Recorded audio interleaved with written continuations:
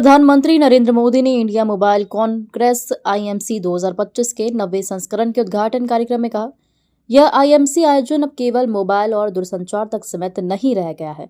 कुछ ही वर्षों में यह आईएमसी आयोजन एशिया का सबसे बड़ा डिजिटल प्रौद्योगिकी फोरम बनने गया है। यह सफलता की कहानी भारत के टैक्स सेविंग माइंडसेट से ने लिखी है। इसका नेतृत्व किया है हमारे युवाओं ने। ये इसलिए मुमकिन हो पाया है क्योंकि आज सरकार देश की प्रतिभा और क्षमता के पीछे पूरी ताकत से खड़ी है। इंडिया मोबाइल कांग्रेस और दूरसंचार क्षेत्र में भारत की सफलता आत्मनिर्भर भारत की विजन की ताकत को प्रदर्शित करती है।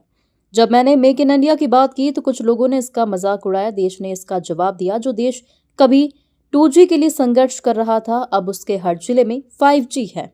इस कार्यक्रम के लिए और सभी नए इनिशिएटिव्स के लिए आप सभी को शुभकामनाएं देता हूं।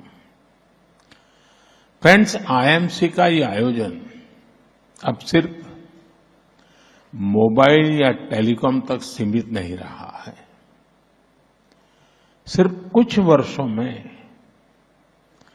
आईएमसी का ये इवेंट एशिया का सबसे बड़ा डिजिटल टेक्नोलॉजी फोरम बन गया है।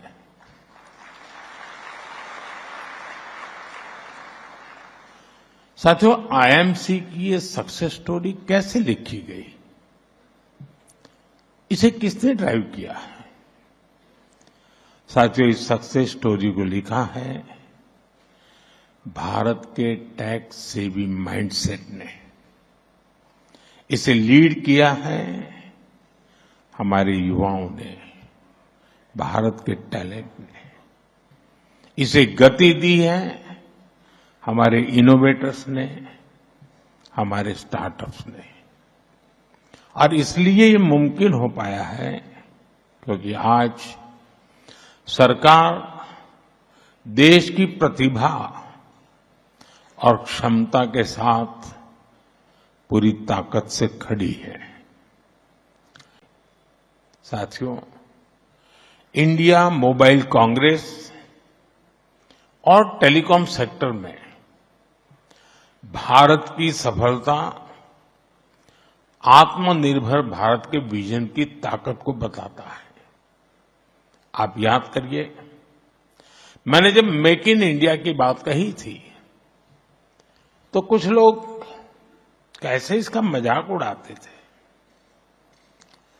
शक संदेह में जीने वाले लोग कहते थे कि भारत टेक्नोलॉजिकली एडवांस चीजें कैसे बनाएगा, क्योंकि उनके दौर में नई टेक्नोलॉजी को भारत तक आने में कई दशक लग जाते थे।